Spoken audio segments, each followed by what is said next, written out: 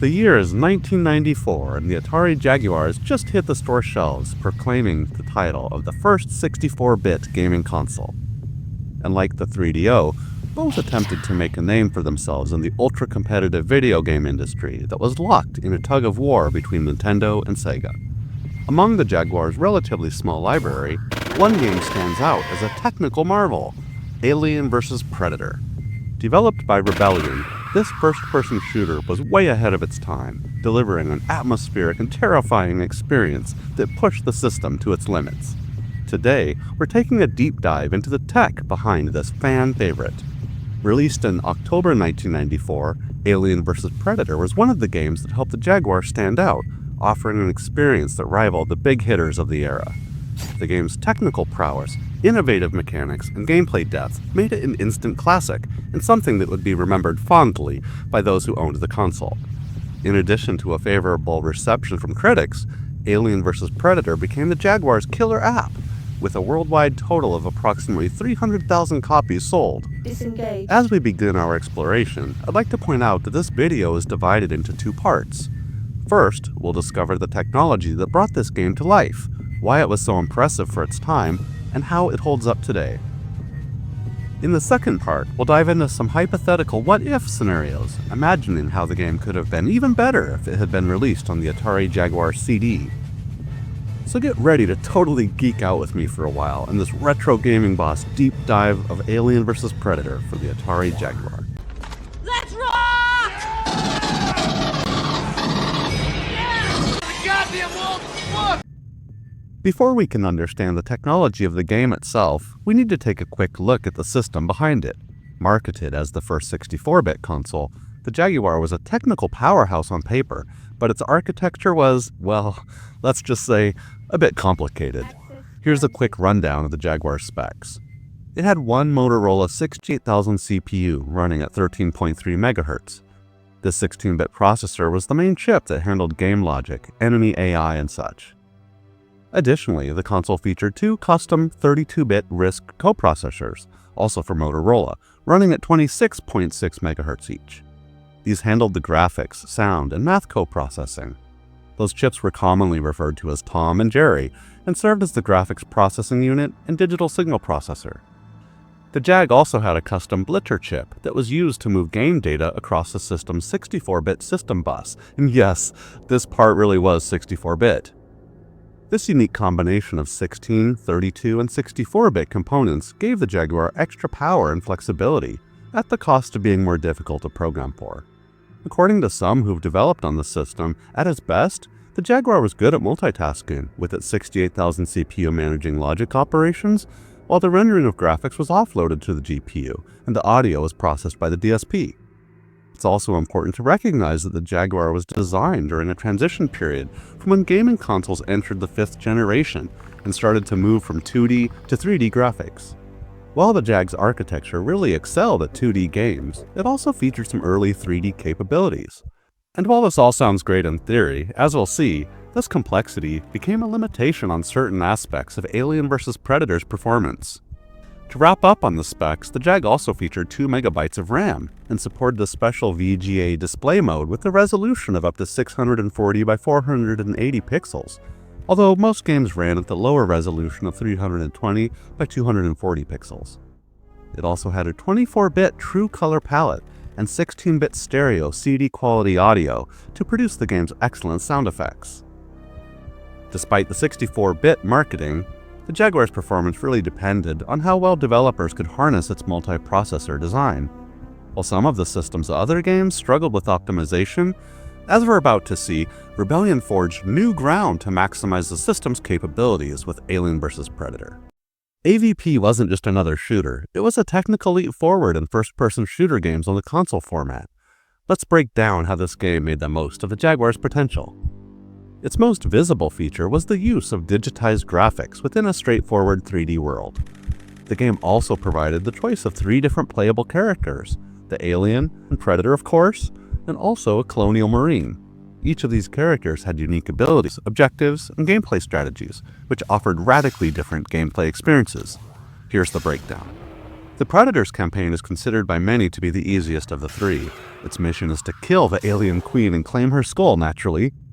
The Predator can use its cloaking technology to become invisible to Marines, but not aliens. Killing enemies while uncloaked increases the Predator's honor, which unlocks more powerful weapons like a combi stick and shoulder cannon. The Colonial Marine campaign provides a middle ground of gameplay challenge. As Private Lance J. Lewis, your mission is to escape the spacecraft Golgotha, which has been overrun by both aliens and predators. You must find weapons and other items to survive while avoiding enemy attacks. What on earth got a hold of this guy?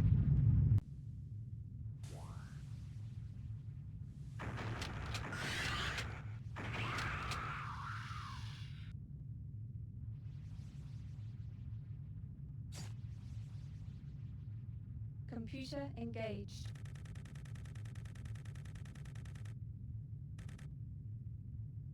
The Marine uses a helmet HUD to display ammo and health, adding to the immersion, especially with how the motion tracker really ratchets up the suspense, just like in the Aliens movie.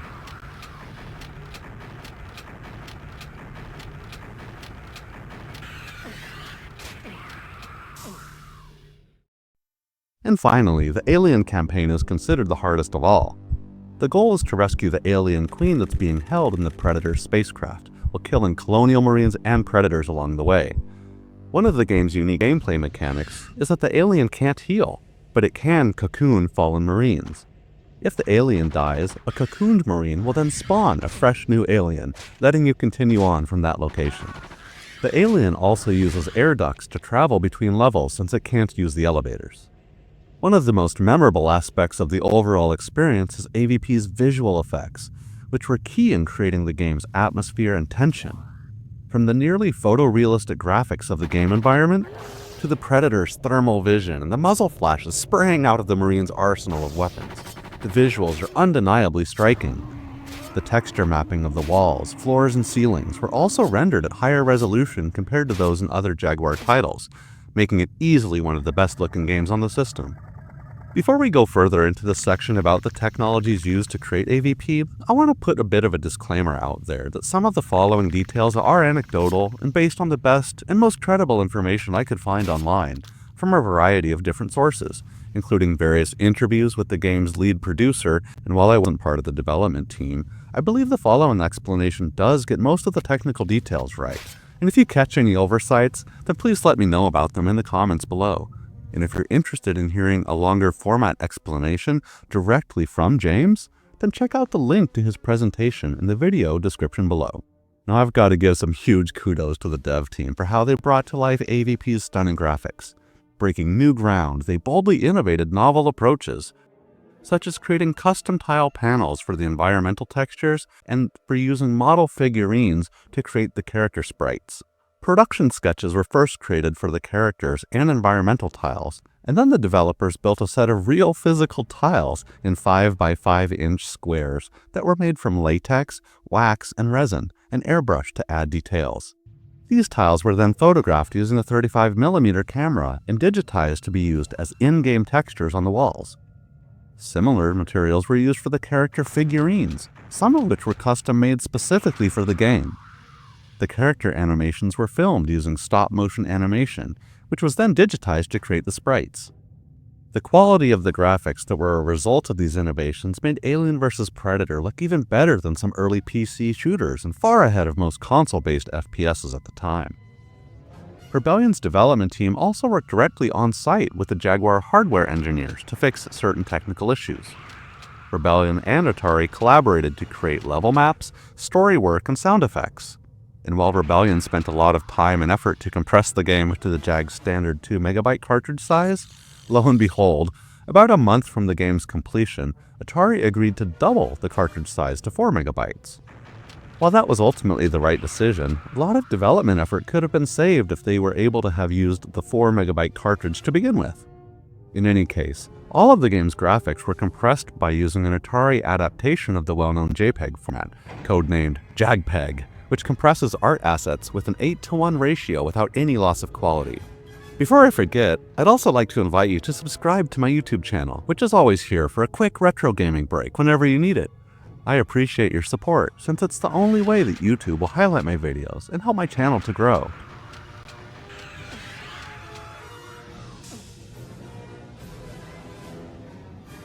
So how did Rebellion pull all this off on such a tricky system? This requires an understanding of the technical trade-offs that were made to balance the game performance with the available capabilities of the console. They were able to efficiently use the system's co-processors, the Tom and Jerry chips, for handling the visual rendering and audio, thereby freeing up the 68,000 CPU for other tasks such as the AI and gameplay logic. According to notes from the developers, the AI was actually the most complicated part of the entire game, with over 256 different strategies that could be used by each enemy character. This complexity, however, caused an overall performance hit, the most noticeable of which was the game running on average at only 10 to 15 frames per second. While that's much lower than the silky smooth frame rates that we're used to today, at the dawn of 3D console gaming, this was considered a reasonable sacrifice and a fair trade-off to accommodate the texture-mapped environments and higher resolution graphics. The enemy AI also had some issues, such as aliens occasionally getting stuck behind tables and other pathfinding glitches. While annoying or even a bit comical, this was also kind of the norm in other early 3D games at the time due to limitations of available processing power. I've also read many comments about the AI code itself being a bottleneck since it was not well optimized, which caused the frame rate to suffer more than it should have. And I can only imagine how much more enjoyable it would have been if it had a better overall frame rate. I've also read other comments from developers that the idea of AVP was not intended to be a fast action FPS like Doom, but instead was meant to make you think carefully and move strategically, which puts a different type of pressure on the player and contributes more to the atmosphere and immersion. The other side of that argument, I guess, is that sure, it's easy to say that as a cover for the game's low frame rate. So, I'd like to ask you, what did you think? Could the Jag's power have actually provided a smoother frame rate in the game? Additionally, like other early FPS games such as Wolfenstein 3D and the original Doom, the player's movement and aiming was limited in a horizontal plane only, which is to say you can rotate around the X-axis, but don't have any freedom to move on the Y-axis or vertically. This trade-off was made since it was much less computationally intensive, allowing Rebellion to focus on the quality of textures rather than the complexity of the architecture within the game. All that said, there are two significant differences between AVP on the Jaguar and Wolfenstein on the PC. First, AVP has texture-mapped walls, floors, and ceilings, but Wolfenstein only has textures on the walls. Also important to note is that AVP uses depth queuing, where things get darker the further away they are from you. And while this feature was easily done on the Jaguar, it was much harder to perform on other hardware. The Jaguar was also able to rotate, scale, skew, and lighten, darken graphics in a single operation, given the capability of its GPU. Another trade-off was the color palette. The main game ran in 16-bit color mode, however, the cinematics still rendered in full 24-bit true color. Using a limited color mode relieved some of the workload on the GPU and reduced the game data taking up less space in RAM. AVP also utilized the Jag's Blitter chip to stream textures onto the game's surfaces more efficiently. In the audio department, the DSP was used to great effect, handling 3D positional audio, which made the creepy sounds of the aliens hissing directional. Many of the audio effects and voice samples were sourced from the Alien and Predator films and were very high quality, which were crystal clear and immediately believable. And while there wasn't any in-game music aside from the cinematics, this game relied heavily on its use of atmospheric sound effects, which succeeded due to its strong audio design. This all created a foreboding mood that made the labyrinthine hallways feel that much more threatening. From the Predator's creepy laughter and howls to the full auto blast of your machine gun and the skittering sound of facehuggers running across the floor, and even the mundane hum of the ship's mechanical systems and elevators gave you the unmistakable feeling of being right in the middle of a real place, caught up in a deadly crossfire between the interstellar species. As a funny bit of trivia, the alien shrieking sound was actually created from an audio recording of one of the sound engineer's baby daughter, which was then sped up and manipulated to form that unmistakable and frightening sound effect. All of these features and gaming goodness was then packed into a cartridge that was literally brimming full of game. There was literally no space left to add any other features. Everything was compressed to its absolute limit, and the game still filled the entire cartridge memory, except for a trivially small 3 bytes remaining, which in and of itself is a pretty remarkable technical accomplishment. You definitely got your money's worth on this one. So despite the technical wizardry showcased in AVP, there were some aspects that still felt a bit lacking.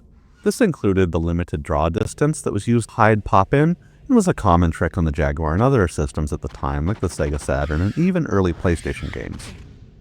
There was also no multiplayer mode, which is thought to be due to memory constraints, and is something that we'll revisit in the second part of this video about some additional features that were planned for AVP's sequel. Something that always felt like a thorn in the side was the game's auto-mapping, which would reset each time you transitioned from one level to another. And while the auto-mapping was a really nice addition, it became frustrating if you took a wrong turn and then re-entered a prior area, which would make your map essentially disappear. And one of the most frustrating technical elements to me personally is AVP's limited save functionality. Enemies would respawn when you reload your game in areas that you had previously cleared, and item placement within each level is randomized as well, which sometimes made the gameplay turn into a bit of a slog. This is since the cartridge was only allocated somewhere around 256 bytes for save data. Yes, I said bytes, not kilobytes or megabytes of storage space, meaning that all that could be saved was your player class, location, and weapons, ammo, keys, and all of the enemies and items would respawn upon loading. Related to storage limitation on the cartridge media format is that some of the enemies didn't have images of them moving left or right or back, but only had one front-on view that stayed the same despite your movement around them. It also felt like there weren't enough various types of different enemies, which kind of made certain stretches of gameplay feel a tad boring. We also need to talk about the game controls. This game was released before analog controllers became the norm, and relied on the traditional D-pad to navigate through the 3D corridors. Don't get me wrong, the controls aren't bad overall, but in comparison to playing using mouse and keyboard, the controls in AVP felt a bit sluggish, which made it harder to move quickly and precisely, especially when the action heated up. Despite these compromises, it's clear to see that AVP did a good job overall balancing its ambition as a game with the technical realities of the system, and what it did bring to the table made it the Jaguar's most immersive and visually impressive game.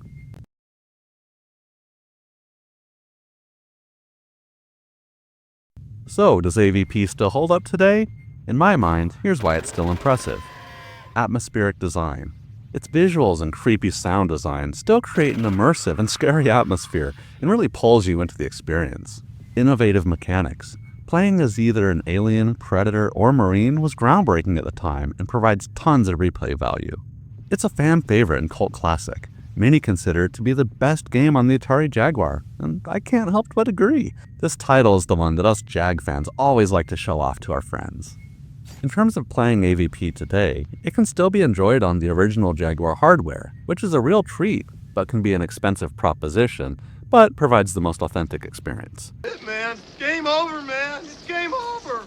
Or you can try it out in emulation. Fortunately, Jaguar emulators like Big Pimu run the game smoothly and are a great way to get a taste of what it felt like to play this classic back in 1994.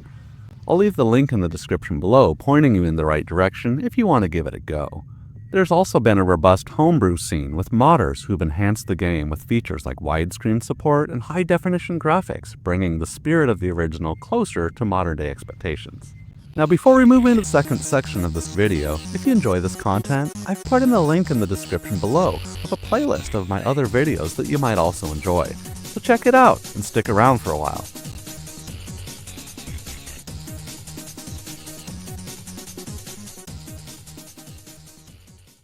Part 2. What could have been.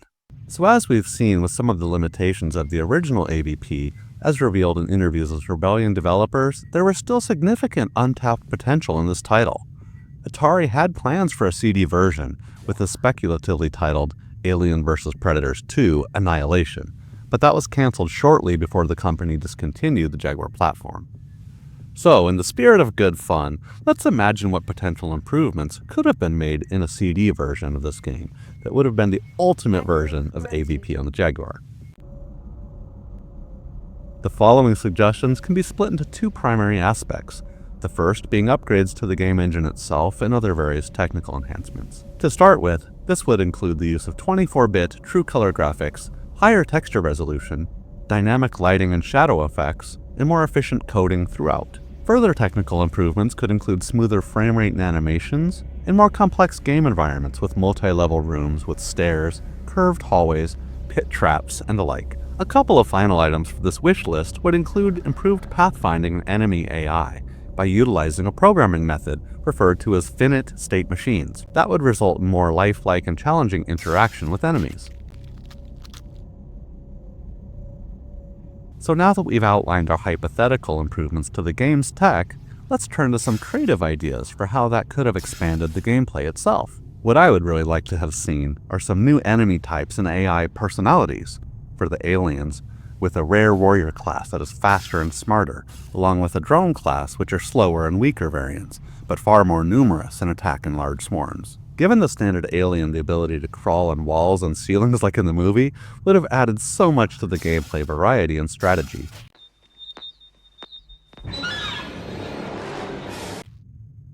Lastly, having dead bodies burst open with facehuggers would have been a gruesome and terrifying improvement. For the predators, this could include elder predators with greater combat capabilities, stats, and more powerful weapons. Also, adding an auto-tracking cannon to the shoulder cannon would provide targeting that's more accurate to the film.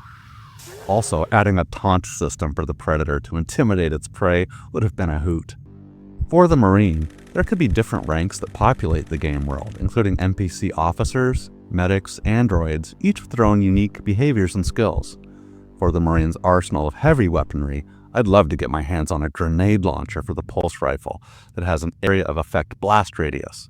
Also, the smart gun could have auto-aiming functionality, and the flamethrower could create lingering fire effects when you hose down the enemies in ribbons of flame. Moving right along to my wish list of environmental improvements and other quality of life enhancements includes full motion video cutscenes, instead of the text intro and endings. Video logs could have replaced the text logs with narrated or acted video clips. More furniture, including desks, lockers, and facehugger tanks. Shaking elevators, disappearing alien blood, randomized sleeping aliens to introduce an ambush mechanic, expanding the levels with more textures, variants, and scripted events. Imagine how great it would have been to have player link or modem support for cooperative and competitive gameplay. Imagine playing with your friends, you as the alien, them as the predator, stalking each other and fighting to the death online. A virtual reality version of the game that supported the never-released Jaguar VR headset was also under development, but never saw the light of day. And while all of these features would have been amazing to see in the game, we also need to look at it from a practical standpoint, through the lens of feasibility and technical constraints. While it's fun to brainstorm, some of these ideas may have still been overly ambitious for the Jaguar's hardware. Specifically, the limits of the overall processing power for complex AI and physics, and more advanced lighting effects that would have strained the Jaguar's GPU and CPU. Additionally, the overall coding efficiency would have needed further improvements. Some poorly optimized AI routines already caused performance issues in the original, so a complete rewrite would probably have been needed. So given this, we'd have to ask, would it have even been possible for the Jaguar to handle? I'd really like to hear your thoughts, so please be sure to drop a comment below. Even more than 30 years after its release, Alien vs. Predator stands as a testament to the Atari Jaguar's potential. Its atmospheric tension and diverse gameplay helped define a whole new type of console shooter.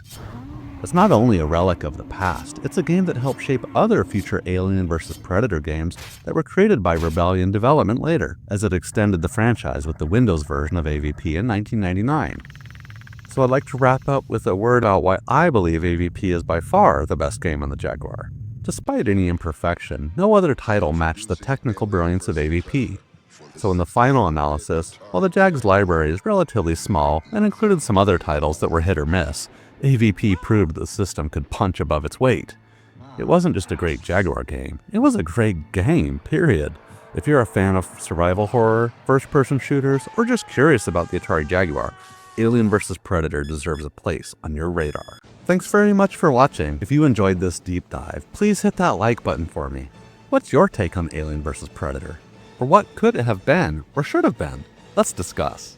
And if you're new here, welcome to the channel. Why not go ahead and subscribe for more feel-good retro gaming content? Alright everyone, this is the Retro Gaming Boss signing out, reminding you to keep your games old school and to keep your pulse rifle locked and loaded. Thanks for watching, and I'll see you on the next one. Forget the big names. It's time to take a closer look at one of the lesser known but best games on the Atari Jaguar. And while everyone's busy gushing over Alien vs. Predator or Tempest 2000, there's a high-octane, two-wheel beast lurking in the Jaguar's library. Super Burnout is the adrenaline-pumping racing gem you never knew you needed. Tight controls? Check. A pulse-pounding soundtrack? Double check. Strap in because we're about to blow the dust off this forgotten treasure. So let's be real, when people talk about the Atari Jaguar, they usually bring up the usual suspects. AVP, Tempest 2000, Iron Soldier, and sure, those are all great games, if you're into being hunted by aliens or tripping out to psychedelic neon geometry. But what if you just want to go really fast? Enter Super Burnout, the unsung hero of the Jaguar's lineup. It doesn't reinvent the wheel, or in this case, the motorcycle, but what it does do is deliver a rock-solid, arcade-style racing experience that's polished, addictive, and most importantly, fun. Unlike the other flagship games in the Jaguar library, Super Burnout is an unashamed 2D sprite-based arcade racer, an obvious clone of Sega's arcade classic Super Hang-On. Super Burnout throws any ambition of fancy polygon graphics out the window in favor of solid 60 frames per second, undulating, silky smooth goodness. Is it groundbreaking? No.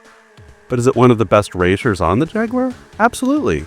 Gameplay is focused on precision to getting that perfect lap. But it's not a 64-bit looking game. But it doesn't matter. Once you start racing, it just pulls you into the action, and the controls make it an absolute joy to play. Released in 1995, Super Burnout features 8 different tracks and also has 6 bikes to choose from.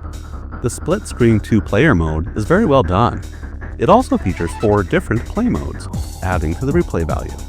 This game takes you on a world tour of racing circuits, from those with high-speed straightaways for those who just want to mash the throttle, to technical circuits that are twisty, turn-filled nightmares for masochists who enjoy flipping over their handlebars at 120 miles per hour.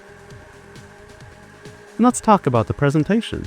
The tracks are all vibrant and brightly colored, packed with detail, and some courses even have dynamic day-to-night transitions. The night stages are especially gorgeous, with the spotlight from the motorcycles lighting up the track and the huge moon looming over the track. I remember the first time I came around the corner as that gigantic, gorgeous full moon starts gliding across the sky. My jaw just dropped, and it was an amazing moment. Before we dive into it further, I'd like to invite you to subscribe to my YouTube channel, which is always here for a quick retro gaming break whenever you need it. I appreciate your support, since it's the only way YouTube will highlight my videos. Super Burnout doesn't just throw you onto a generic crotch rocket and call it a day. No sir. You've got a selection of high-performance motorcycles, each with its own quirks. There's the Grip Kings, the bikes that stick to the road like glue, but good luck hitting top speed. Then there are the Speed Demons, pure, unfiltered velocity. Just don't expect to turn without crashing into a billboard. And there's the balanced ones, for people who like not wiping out. And the bikes all have bizarre-sounding names like Sliding Thunder and Killing Turtle. Okay? The controls are responsive, and which bike you pick actually matters, unlike some racing games where every vehicle feels more or less similar than different. The thrill in Super Burnout is how when you select the right bike for a certain track, you can hug the turns with a Velcro-like grip, or blast past other riders on the straightaways with the throttle opened all the way up. But one drawback I've got to mention is that if you're playing through all of the courses using the same motorcycle, you'll inevitably run into the challenges or having difficulty even staying on the track, as the balance is a bit out of whack. Certain bikes are good for certain tracks, but are certainly not a one-size-fits-all deal.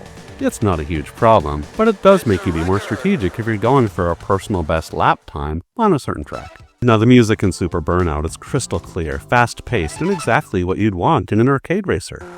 It's the kind of soundtrack that makes you feel like you're in some kind of extreme sports VHS tape from 1995, and I mean that in the very best way possible. personally thought the music sounds really good, but if you don't like it, you can also turn it down in the settings, or all the way off, if that's your thing. Okay, now back to the visuals. Well, technically, it's more of a direct clone of the Namco arcade game Suzuka 8 Hours. When compared to Sega's Super Hang-On, you'll notice that Super Burnout actually one-ups it in the graphics department. More color, better detail, more, wow, the Jaguar can actually do this? But the comparison to Super Hang-On isn't quite fair, since that was released in the arcade way back in 1987, giving Super Burnout 8 years to catch up to Sega's System 1 arcade board, albeit on the hardware of a home console. Again, no one was saying that Super Burnout was innovative, but there's no doubt of its quality as a solid Jaguar title. And when we compare Super Burnout to the more contemporary Road Rash on the 3DO, this really is comparing apples to oranges. Both games are great, no doubt, but they use very different approaches. Where Super Burnout dazzles with its buttery smooth 2D sprite scaling, its vibrant pixel-perfect tracks whipping past with arcade flair, Road Rash on the 3DO really pushed the boundaries with its gritty, digitized realism, using early texture-mapped graphics to create its rough and tumble biker world. The Jaguar's 2D sprite-powered approach gives Super Burnout a crisp and colorful clarity with its huge detailed motorcycles and parallax-heavy backdrops that pop, while Road Rash's 3D engine trades polish and frame rate for a more realistic-looking presentation. Both are technical showpieces for their consoles, but Super Burnout's pixel artistry ages like fine wine. When Road Rash's polygons, let's just say, they're more of a charming vintage than timeless. But beauty is in the eye of the beholder, I suppose. Now, if you enjoy this content, I've put a link in the description below of a playlist of all of my other videos that you also might enjoy, including a bunch of other great Jaguar games. So check it out and stick around for a while. So despite not being the most innovative racer, Super Burnout is an undeniably well-crafted and polished experience, and most importantly, it's a total blast to play. And in my book, it more than holds its own against the other big boys on the 32-bit consoles. I'm not saying it's perfect, and while it received mixed receptions from video game magazines back in the day, it's gained a well-earned reputation from those who have actually played it over the years for being a quality title, through and through. Even if the Jaguar isn't a console you've played around with much, trust me, the Super Burnout is a must-play. It's fast, it's fun, and it proves that sometimes the best games aren't the ones screaming for attention. They're the ones quietly waiting to be discovered, or rediscovered. But that's just what I think. What do you think about Super Burnout? Let me know in the comments below. I'd love to hear your views. Don't forget to hit that like button if you enjoyed the video. And if you're new here, I'd like to welcome you to my channel and invite you to subscribe for more feel-good retro gaming content. Alright my friends, this is the Retro Gaming Boss signing out, reminding you to keep your games old school. Thanks for watching, and I'll see you on the next one.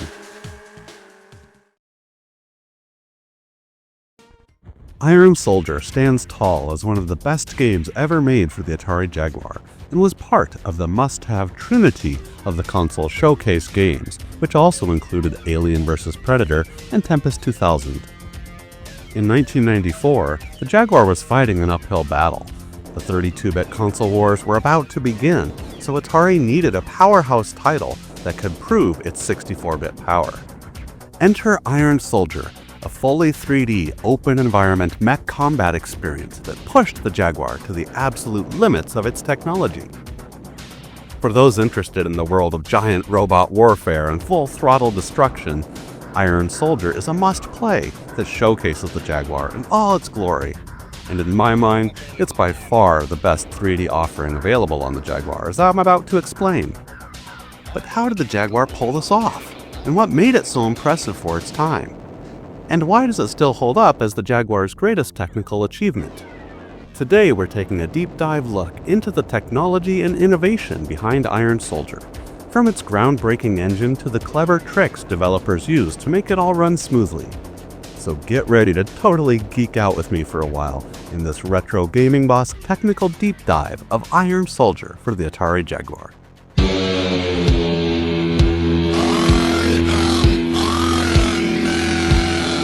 Developed by Eclipse Software Design and published by Atari, this mech simulation thrusts players into a future world where you're tasked with taking down the oppressive Iron Fist Corporation.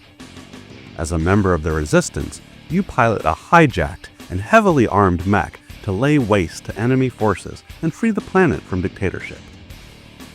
The game's origin is as interesting as the explosive gameplay itself.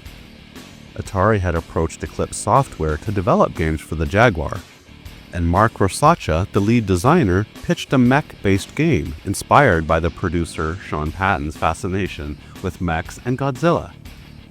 With an agreement to blow everything up, development began in 1993, combining Patton's love for urban warfare with Rosacha's vision for giant, destructive robots.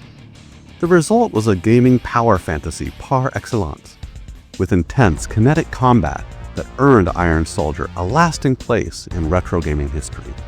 The mechs featured an industrial, chunky design, with your 42-foot-tall Iron Soldier bristling with its own set of weapons and customization options. As you progress through a series of increasingly difficult missions, you'll battle through environments where buildings shatter into hundreds of chunks and enemy vehicles explode into fireballs, with their twisted wreckage falling out of the sky in pieces. The controls, though initially complex for console games at the time, are mapped perfectly to the Jaguar's 17-button controller, offering players the ability to equip a wide range of weapons to different anchor points on their mech.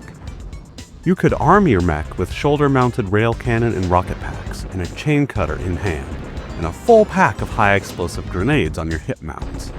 The cherry on top is the remote-controlled cruise missile that lets you fly around the battle space and precisely hit your target with a devastating strike. And I mean, how cool is that?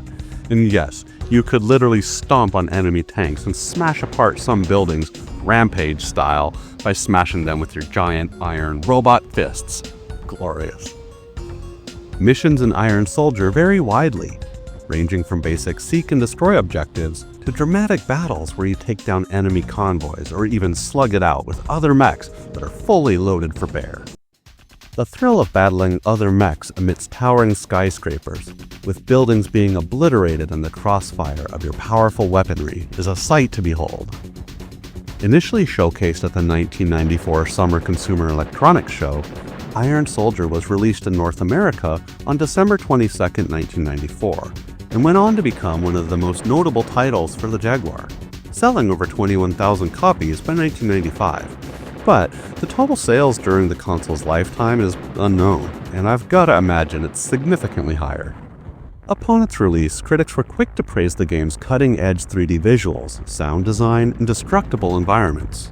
Despite some legitimate criticisms, such as minuscule amount of texture mapping, slow movement speed, and limited mission variety, critics still hailed Iron Soldier for its stunning visuals and its polished gameplay.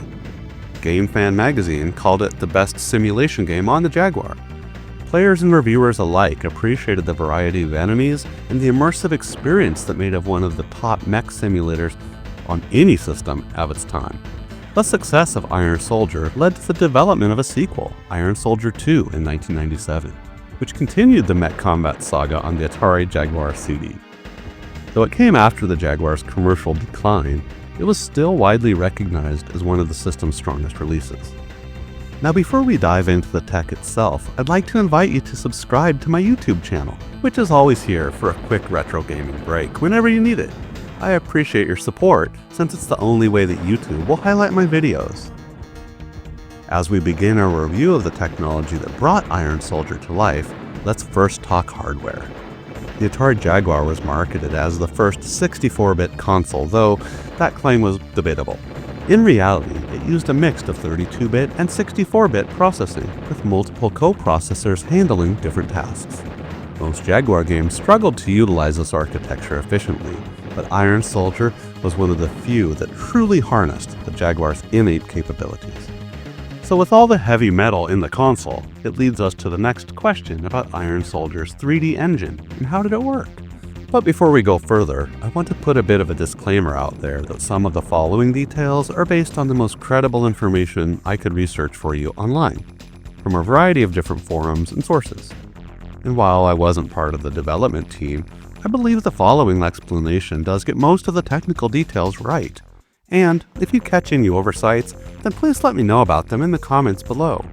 Unlike the original Doom on the PC released in 1993, which used some 2.5D tricks like binary space partitioning trees to optimize rendering speed due to the limits of hardware at the time, Iron Soldier boasted real-time 3D polygonal graphics within a free-roaming environment with real-time physics for destructible environments. This was an extremely rare accomplishment for any gaming console in 1994, and by way of comparison, the transition from 2.5D games like Doom to true 3D rendering that was introduced in Quake on the PC didn't hit the scene until 1996. And that was only possible since Quake introduced a newer rendering method referred to as potential visible set calculations. It's also worth noting that having a PC that was capable of running Quake would have cost at least 2 to 3 times as much as the price of the Jaguar at its release. So there was a very real value for money that savvy Jag owners enjoyed with this game back in the day. Powered by a customized game engine originally designed for a 3D space game planned for the Atari Falcon, it was later rewritten for the Jaguar. The developers at Eclipse Software had to write custom assembly code to optimize the engine for the Jaguar's weird architecture. They even bypassed the 68,000 CPU for critical tasks, relying primarily on offloading those techniques to the more powerful GPU and DSP instead. The developers wisely prioritized smooth action and steady frame rates over graphical detail, and the gameplay benefits as a result. Buildings and enemy vehicles, from tanks to other mechs, consisted of only 20 to 200 polygons respectively, which helped keep the frame rate consistently around 25 to 30 frames per second, with drop-offs being pretty rare. The game's inherent slower pace and tank-like movements also served to reduce the rendering load by limiting the speed at which you could actually move through the environment. And instead of focusing on texture-mapped graphics, Iron Soldier concentrated the system's power on pushing polygons, with only a few low-res textures sprinkled throughout certain objects in the cityscapes.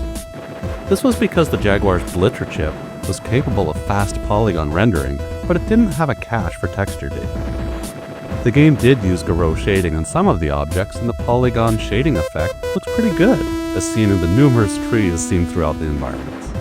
As the action heated up, additional graphics tricks for draw distance were also used to maintain performance, including a programming routine called Level of Detail. This is where object details are scaled down when the player moves a certain distance away from what's visible in your field of view. This optimization helps to further stabilize frame rates, ensuring smoother gameplay without sacrificing the visual quality noticeably. And even by comparison with Cybermorph, another notable open-world 3D game on the Jaguar that had relatively empty and repetitive terrain, the cityscapes in Iron Soldier felt more alive and varied, thanks in part to dynamic object streaming. This refers to the process of loading and unloading game assets in real time, based on the player's positioning and interaction in the game world. This allows for more detailed environments. This technique helps manage memory usage by keeping only the necessary objects in memory as players progress through different areas in the battlefield. Now, controlling a mech in 1994 wasn't easy, but Iron Soldier nailed it. The first-person view from the cockpit included a well-designed HUD with radar, ammo, and damage indicators. The little overlay card for the controller clearly showed the different weapon mounts, which really added to the experience of being a mech pilot and made it easy to cycle through the different weapon systems. The development of Iron Soldier was a race against time, and Eclipse Software delivered big time, with production of the game completed in just 10 months. But it was not without some content and features that never made it into the final version. For example, this would be one of the first titles to support 2-player online gaming via the Jaguar voice modem by Phylon. However, the modem itself was never completed or released, so the title was released as a single-player game only. Unused code also suggests a hidden debug mode, so perhaps a level editor toolkit existed that never made it into the final release. Rumor also has it that some prototype versions featured more advanced lighting effects, which sadly at this point may be lost to history. It was a treat, however, to see the improvements made by the follow-up sequel, Iron Soldier II, with its even more optimized game engine and better overall performance, higher frame rate, and most notably, more texture-mapped polygon graphics. The Jaguar CD version also included an enhanced CD soundtrack and full motion video cutscenes. Iron Soldier 2 has got to be the single greatest demonstration that shows the Jaguar's true power.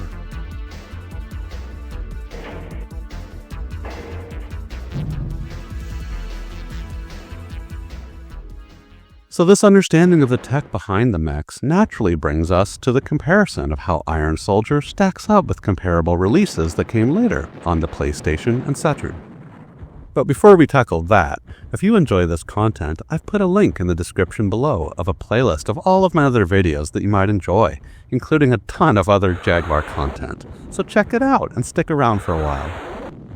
The 90s saw the rise of several influential mecha-combat games, some of which became benchmarks for the genre.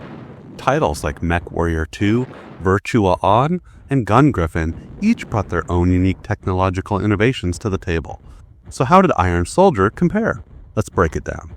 MechWarrior 2 was a CD-based PC game that was later ported to consoles, boy does it show. The PlayStation and Saturn versions struggled with draw distance and choppy frame rates, while Iron Soldier maintained a smooth experience by using the Jaguar's hardware more efficiently. There's no doubt about it, MechWarrior 2 is one of the most sophisticated mech simulators of the 90s. Unlike Iron Soldier, which focused on a more arcade-like experience, MechWarrior 2 leaned heavily into the simulation aspects, with pilots navigating larger, tactical combat environments that required them to manage heat levels, armor status, and weapons. That level of detailed customization and strategy in MechWarrior 2 was definitely stripped back in Iron Soldier. However, Iron Soldier's destructible environments were a step up compared to MechWarrior 2's mostly open and static terrain. Iron Soldier's cities were denser urban landscapes that could be used to provide cover from enemy fire while progressing through missions, and its simplified inputs worked better on a gamepad versus MechWarrior 2's complex PC keyboard controls.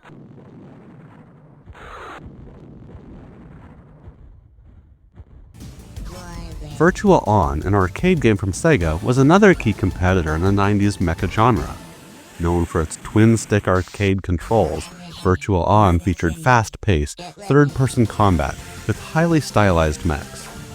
It was the first game to bring the Virtua Fighter engine to the mecha genre, offering smooth, fluid animations in 3D battle arenas. Unlike Iron Soldier, Virtua On was all about intense, fast-paced combat, while Iron Soldier leaned more towards strategic play. Virtua On's focus was tight, arena-based duels, while Iron Soldier engaged in larger-scale warfare. In terms of hardware, Virtua On was powered by Sega's mighty Model 2 arcade hardware that was built for fast, fluid 3D graphics, setting it apart from Iron Soldier's less polished but still impressive visuals on the Atari Jaguar home console. Released in 1996 on the Sega Saturn, Gun Griffin was another tactical mecha game that offered a hybrid mix of action and simulation elements. Its gameplay was more akin to Iron Soldier than MechWarrior 2, with a focus on accessible controls and faster-paced combat, including the ability to go airborne for brief bursts. Gun Griffin also featured large, detailed environments and offered players the ability to customize their mechs. Graphically, Gun Griffin was more refined due to the Sega Saturn's newer hardware, providing fluid action with its 2.5D sprite scaling environments and detailed graphics. In contrast, Iron Soldier leaned into the Jaguar's 3D polygonal rendering, giving players an enormous sense of weight and scale. So this one's a toss-up that really comes down to the preferences of the player. Both are great games in their own right.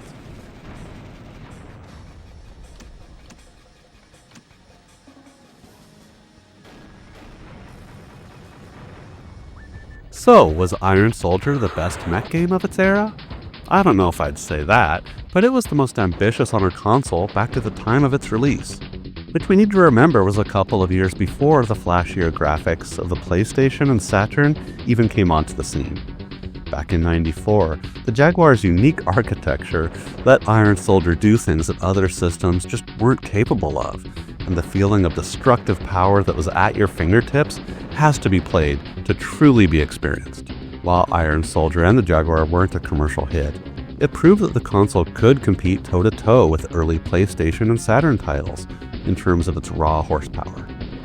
It was a glimpse into the future of mech games and open-world game designs to come.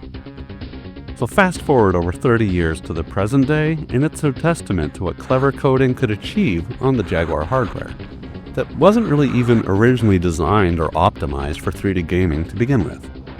Iron Soldier is one of my favorite examples of how the Jaguar, despite its short lifespan, offered some compelling gaming experiences for those willing to dive into its world. But that's just what I think. How about you? Was Iron Soldier ahead of its time? Did it deserve more recognition? Or was it a dud compared to the competition on the Sega and Sony 32-bit consoles? I'd love to hear about your favorite Jaguar games, so let me know in the comments below. And if you want more deep dives into forgotten tech marvels, don't forget to give this video a thumbs up and subscribe. Alright my friends, this is the Retro Gaming Boss signing out, reminding you to keep your games old school. Thanks for watching, and I'll see you on the next one.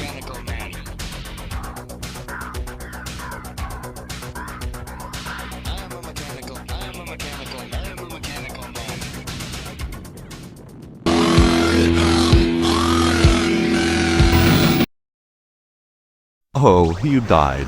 Shocking. We've all been wrecked by a game that we love, so why do we keep coming back to them? Welcome to Tempest 2000, the game that doesn't just kick your butt, it lasers it into a million glowing neon particles while blasting techno music at you as if mocking your failure.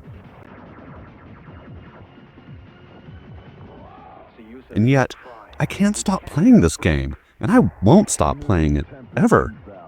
But before I explain why, we need to rewind back to 1994. This game was first released on the Atari Jaguar console. Under the superb design and programming skills of the legendary Jeff Minter, he proved that this isn't just a game. It's a cosmic journey where space and time lose all meaning, where tubes of pure energy stretch through infinity, and where the thumping techno soundtrack permeates into your soul like a psychedelic rave that's partying at the very end of the universe.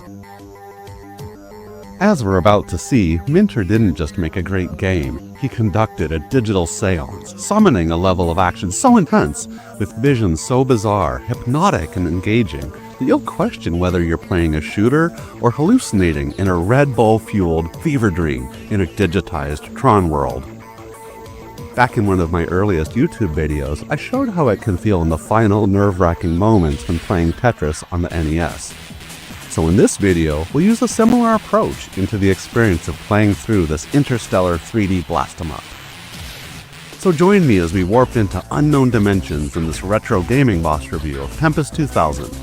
This is one of my all-time favorite gaming experiences, so I really hope you'll enjoy it. As you pop in the cartridge, you enter the first dimension of Tempest 2000, and it seems, well, kind of manageable. With its elegant gameplay mechanics and simple controls, it's easy to pick up and get into. Progress comes natural at first, and you find your rhythm of shooting, moving, and jumping around the glorious Goro-shaded web like a pro. You get the feels of hanging out at a chill rave while you're enjoying the energy and vibes of the music while sipping on your favorite beverage. You move through a few more levels, becoming more confident in your movement and aiming.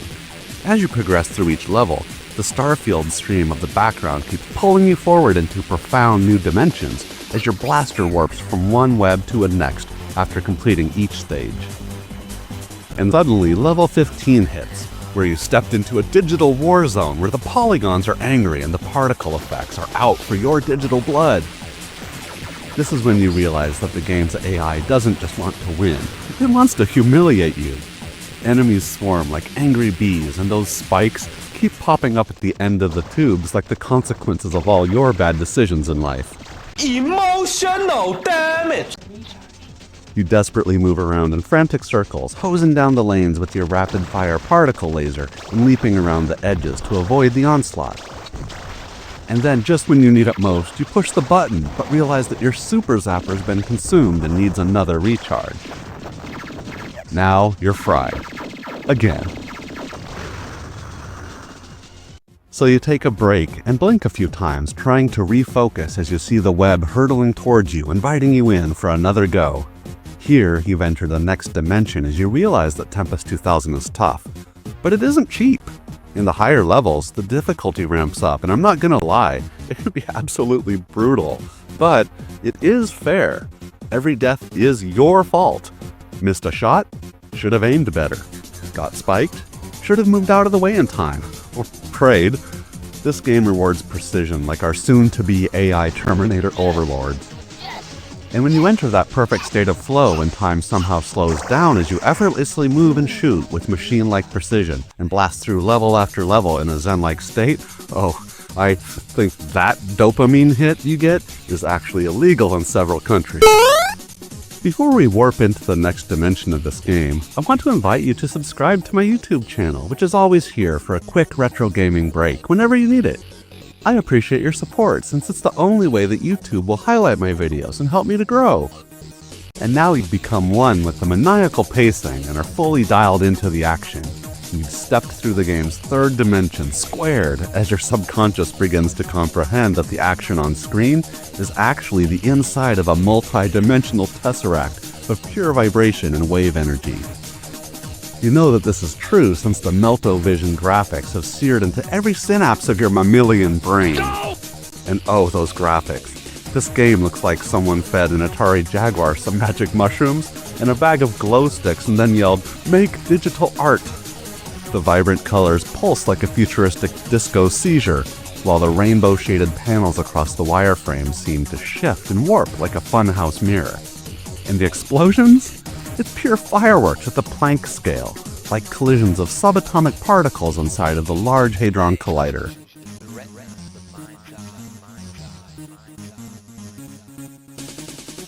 It's as if the harmless Starfield screensaver from the 90s is having a seriously bad trip and is trying to blast your retinas and fry your optical nerves. Back to Jeff Minter, this techno-wizard and woolly prophet of arcade-style video games is a man who stares into the void of code and sees only neon sheep, trippy light shows, and probably the pulsating heart of the universe itself. This eccentric genius, this demigod of psychedelic game design, didn't just program Tempest 2000, he transcended it. Like Neo in The Matrix, he was able to bend the chipset in the Atari Jaguar to his will, forcing it to vomit forth this kaleidoscopic visual masterpiece. All hail the high priest of polygons. This dude was out there in some alternate reality while coding and receiving transmissions from a higher plane. We're just lucky he decided to beam it all straight from his Giga brain into the little Jaguar cartridges to experience for ourselves. Now at this point, you've survived the maelstrom and made it into the warp levels, where Tempest 2000 suddenly decides to take a break from trying to murder you with his geometric hellspawn.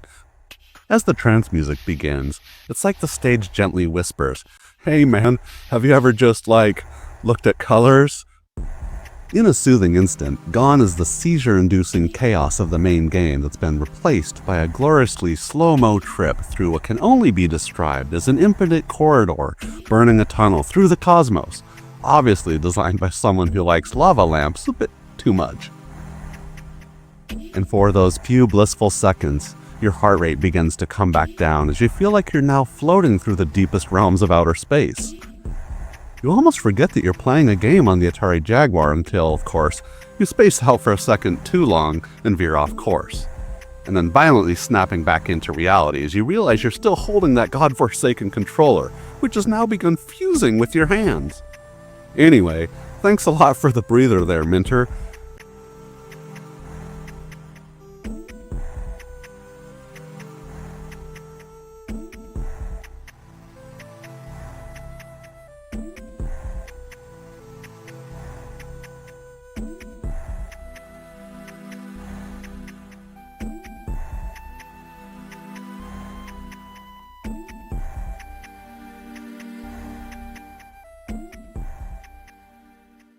As the techno beats start up again, your adrenal glands kick back into overdrive and you start to feel the sense of addiction to this amazing game grow stronger as you now enter into what I call, or we can just call this the dimension of Tempest 2000 enlightenment for you humans. That's right, we're talking about the game's music. Oh, the music. The soundtrack is like someone plugged the Jaguar's mighty audio DSP chip directly into some space-age Berlin nightclub. Now's the time on sprockets, then we done.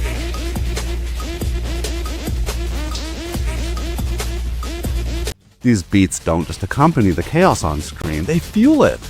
And you don't just hear that bass drop, it beats like a drum from within the depths of your soul, and is the last thing you hear before getting fried again by the sharp yellow horn shooting up the web from a demon head. Trust me, this is the only game where dying still feels like getting kicked out of the coolest party ever. The original soundtrack was composed using the Commodore Amiga mod file format and envelops you in a sonic battlefield with its gritty electronica pulse and unforgettable beats and samples. And to give you an idea of the extent that game's soundtrack gets stuck in your head, I gotta share a quick story. The next morning, after a particularly traumatic Tempest 2000 binge session, there I was, sitting in my university history exam. The Treaty of Westphalia? Despite having studied earlier, I had no fricking idea since my prefrontal cortex had been officially network jacked by Tempest 2000's hardcore techno beats the night before. Instead of recalling the key dates or important events in my exam, all I could hear was that relentless synth soundtrack thumping all over and over inside of my thick skull. And I don't know if I was the only one in class that heard it, but it even seemed that the professor's voice morphed into that game's mesmerizing. And then I swear the exam sheet started rolling up and scrolling towards me in a 3D neon tube as geometric shapes began to appear from its inner depths. And it was at this point that something snapped inside. As my mind shattered and psyche exploded into 24-bit true-color molten sparks. Tempest 2000's grasp on me was now complete, and I swear I could feel its code coursing through my veins and savored every moment of it. So did I pass my exam on 17th century European politics? No. Your mom goes to college. But more importantly, I made a breakthrough mental projection for my strategy of how to survive that dreaded claw level. Now before we wrap it up, if you're enjoying this content, I've put a link into the description below of a playlist for all of my other videos that you might also enjoy, including some other great Atari Jaguar games, so check it out and stick around for a while. So why do those who have experienced this masterpiece continually subject themselves to the non-stop electronic blitzkrieg? Because Tempest 2000 is a masterclass in its pure and enthralling gameplay loop. It's the video game equivalent of eating a Carolina Reaper pepper. Oh, and you know it hurts so good. And the more you play it, the more you find yourself chasing the dragon, and each time you get that rush of, just one more try, man. And when you finally summon the will to conquer your fear, looking straight into the abyss and somehow beating that level that's been wrecking you for hours, you don't just feel victory. You've entered a portal to gaming nirvana that feels like weaving your way through space-time into the very fabric of the multiverse. This is only one of the rare games that I've ever bothered to purchase on multiple different platforms, including the Sega Saturn and PC versions. And despite their sharper graphics and stunning CD-based soundtrack arrangements of the original music, I still keep coming back to the OG Jaguar version, which to me is the definitive and best experience. Yeah, there were a few moments in the Jaguar version where the hardware got bogged down, causing the frame rate to dip and the action to get choppy, while the sound cut out for a second. Yup. But I guess that just gives you a moment here to scoop up all of your deep-fried neurons off of the floor and shovel them back into your head. Which is a nice break if you ask me.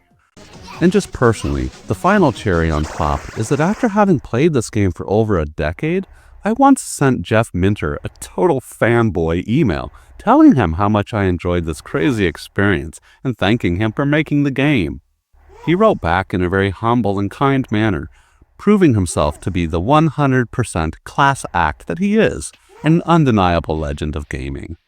So to wrap things up, as you've now seen, Tempest 2000 isn't just a game. It's a test of will and a digital head trip that elevates the initiated into higher order dimensions and energies. And while it sometimes feels more like a digital Darwin Awards simulator, it's always a good time and never overstays its welcome.